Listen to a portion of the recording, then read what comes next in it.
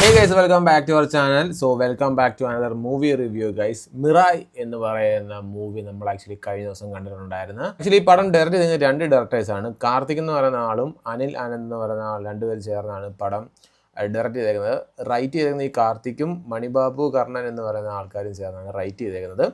പിന്നെ ഇതിനകത്ത് വരുന്ന സ്റ്റാർ കാസ്റ്റ് എന്ന് പറയുമ്പം തേജ സജ്ജ, ഹനുമാൻ എന്ന് പറയുന്ന ആ ഒരു മൂവി ചെയ്തത് ഈ പുള്ളിയാണ്. മനോജ് കുമാർ എന്ന് പറയുന്ന ആളുണ്ട്, പുള്ളിയാണ് ആക്ച്വലി ഇതിനകത്ത് വില്ലൻ്റെ ഒരു റോൾ ചെയ്തേക്കുന്നത്. പിന്നെ ജഗപത് ബാബു ഉണ്ട്, പിന്നെ ആക്ച്വലി ശ്രേയ ശരൺ ഉണ്ട്, ജയറാമേട്ടനുണ്ട്. ലോട്ട്സ് ഓഫ് ക്യാരക്ടേഴ്സ് അടങ്ങുന്ന ഒരു ഒരു ഒരു പടമാണ് മിറായ് എന്ന് പറയുന്ന പടം. ആക്ച്വലി ഇതൊരു രാമായണത്തിൽ നിന്ന് രാമായണമാണ്, അല്ലെങ്കിൽ രാമായണത്തിനനുബന്ധിച്ചുള്ള കുറേ കാര്യങ്ങളൊക്കെയാണ് ഇതിൻ്റെ ഒരു മെയിൻ പ്ലോട്ടായിട്ട് പോകുന്നത്.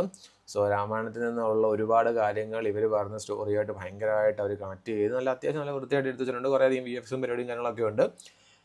മിറായ് എന്ന് പറയുന്ന ഒരു ആയുധം, ഈ ആയുധം എന്താ പറയുക, ഇത് ആക്ച്വലി ഇത് ഉപയോഗിക്കേണ്ട, അതായത് ഇത് കൈവശം പെടുത്തേണ്ട ഒരാളുണ്ട്, ആൾക്ക് മാത്രമേ ഇതിൻ്റെ ഒരു ഫുൾ പവർ യൂസ് ചെയ്യാൻ പറ്റത്തുള്ളൂ എന്നൊക്കെ പറഞ്ഞുകൊണ്ടുള്ള ഒരു ആയുധം.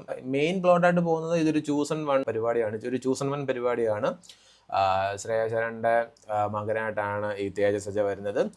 സോ നമ്മൾ നേരത്തെ കണ്ടിട്ടുള്ള, അല്ലെങ്കിൽ നമ്മൾ ഇതുവരെ കണ്ടിട്ടുള്ള ആ ഒരു ടൈപ്പ് ഓഫ് പരിപാടി ഈ ചൂസൺ വൺ വേറെ എവിടെയാണ്. ഈ ചൂസൺ വണ്ണിനെ തേടി ഒരാൾ വരുന്നു, അല്ലെങ്കിൽ ഇപ്പോൾ കുറേ ആൾക്കാർ വരുന്നു. ദെൻ പുള്ളിക്കാരൻ അറിയത്തില്ല പുള്ളിക്കാരൻ ഇത്ര വലിയ സംഭവമാണെന്നോ, അല്ലെങ്കിൽ ഇങ്ങനത്തെ ഒരു ചൂസൺ വൺ ആണെന്നോ, അല്ലെങ്കിൽ പുള്ളിക്കാരനാണ് ഈ ലോകത്തിൻ്റെ, അല്ലെങ്കിൽ പോട്ടെ ആ ഒരു നാടിൻ്റെ ഗതി തന്നെ മാറ്റാൻ പോകുന്നതെന്ന് അറിയത്തില്ല. പക്ഷേ പുള്ളിയുടെ അടുത്ത് ആൾക്കാർ വരുന്നു, നിങ്ങളാണ് ചൂസൺ വൺ എന്നൊക്കെ പറയുന്നത്. പുള്ളി പറയും ഞാൻ അങ്ങനൊന്നും അല്ല, ഞാൻ ഇങ്ങനൊന്നും അല്ല, ഞാൻ ഇതാണെന്നൊക്കെ പറഞ്ഞ് പിന്നെ ഒരു സിറ്റുവേഷൻ വരുമ്പോൾ പുള്ളി തന്നെ റിയലൈസ് ചെയ്യുന്നു ഞാനാണ് ഇതൊക്കെ ചെയ്യേണ്ടത്, അല്ലെങ്കിൽ ഞാനാണ് ലോകത്തിൻ്റെ മാറ്റി മറിയേണ്ടതെന്നൊക്കെ ഉള്ള ഒരു ഇത് വരുന്നു. ദെൻ പുള്ളി ഈ മിറായ് എന്നുള്ള ഈ ഒരു ആയുധം കണ്ടെത്താനായിട്ടും, അല്ലെങ്കിൽ അത് എവിടെയാണെന്നുള്ളത് തേടി പോകുന്നു. ദെൻ അതങ്ങനെയുള്ള കുറേ സംഭവങ്ങളും കാര്യങ്ങളുമൊക്കെ.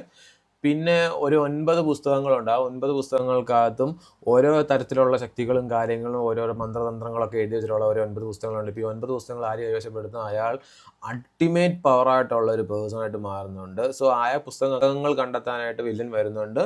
സോ ആ വില്ലനിൽ നിന്ന് ഈ പുസ്തകങ്ങൾ അല്ലെങ്കിൽ ഈ ശക്തികളൊന്നും വില്ലൻ്റെ കിട്ടരുത്, വില്ലനെതിരെ നിൽക്കുന്ന ഒരാളായിട്ടാണ് ഈ ചൂസൺ വൺ വരുന്നത്. അങ്ങനെ പോകുന്നൊരു പടം. ജയറാമേട്ടനാണെന്നുണ്ടെങ്കിൽ ഒരു മുനിയായിട്ടാണ്, അതായത് നൂറ്റാണ്ടുകളോളം ജീവിച്ചിരുന്ന് ഓരോ യുഗങ്ങൾ ജീവിച്ച് വരുന്നു. എന്നിട്ട് ഈ ചൂസൺ വണ്ണിന് വേണ്ടിയിട്ട് കുറച്ച് ഗൈഡൻസും കാര്യങ്ങളൊക്കെ പറഞ്ഞു കൊടുക്കുന്നത് അങ്ങനത്തെ ഒരു മുനിയാണ്. അധികം നേരമൊന്നുമില്ല, ചെറിയ റോളാണ്. ശ്രേയ ശരൺ ആണെന്നുണ്ടെങ്കിൽ ആക്ച്വലി ഇതിനകത്ത് ഈ പറഞ്ഞ പോലെ തേജ സജ്ജയുടെ അമ്മയായിട്ടാണ്, അംബിക എന്നാണ് പേര്.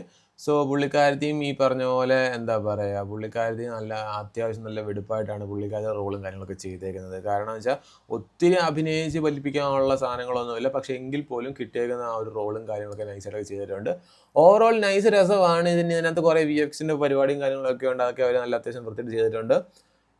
എന്താ പറയുക, കണ്ടിരിക്കാതെ രസമുണ്ട്, എനിക്കിഷ്ടപ്പെട്ടു. കാരണം നമുക്ക് ഒരു ബോറടിയോ അല്ലെങ്കിൽ അങ്ങനത്തെ പരിപാടികളും കാര്യങ്ങളൊന്നും നമുക്ക് കണ്ടിരിക്കാൻ രസമാണ്. അപ്പോൾ പിള്ളേർക്കൊക്കെ ഇഷ്ടപ്പെടും.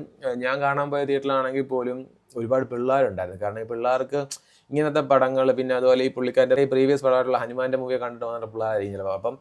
അപ്പം അതൊക്കെ കൊണ്ട് പിള്ളേർക്ക് ഇഷ്ടപ്പെടും, ഫാമിലിയായിട്ട് പോകാം. പിന്നെ എനിക്ക് പടം വരുന്നത് US 16 സർട്ടിഫൈഡ് പടമാണ്. സോ അതായത് 16 ഏജിന് താഴോട്ടുള്ള പിള്ളേർ പേരൻസ് കൂടെ ഉണ്ടെങ്കിലേ 16 ഏജിന് താഴോട്ടുള്ള ആൾക്കാർക്ക് ഈ മൂവി കാണാൻ പറ്റത്തുള്ളൂ. സംഭവം അതിനകത്ത് അത്ര വലിയ ബ്ലഡ് ഷെഡഡ് ആയിട്ടോ അല്ലെങ്കിൽ അങ്ങനെ ഉള്ളതൊന്നുമില്ല. പക്ഷേ വില്ലൻ്റെ കുറച്ച് കാര്യങ്ങളൊക്കെ വരുമ്പോൾ അവിടെ ഇവിടെയും ചെറിയ കുത്തും വെട്ടും കൊലയും അങ്ങനെയുള്ള കുറേ കാര്യങ്ങളൊക്കെ ഉണ്ട്. അതൊക്കെ കൊണ്ടാണ്, അല്ലാതെ വലിയ ബ്ലഡ് ഷെഡായിട്ടുള്ള പരിപാടിയും കാര്യങ്ങളൊന്നുമില്ല. കണ്ടിരിക്കാവുന്ന ഒരു പടമാണ് മിറായ്.